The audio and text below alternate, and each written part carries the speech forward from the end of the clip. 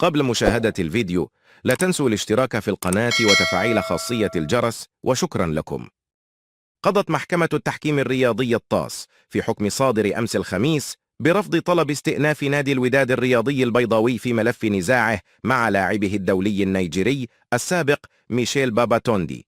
هذا وحصلنا على منطوق الحكم الصادر ضد النادي الأحمر، والذي يلزم الأخير بتسديد مصاريف التقاضي المقدرة في 3000 فرنك سويسري، فضلا عن التزامه بدفع 557,600 دولار للاعب النيجيري ميشيل باباتوندي، بالإضافة إلى 100,000 دولار كقيمة فوائد إضافية.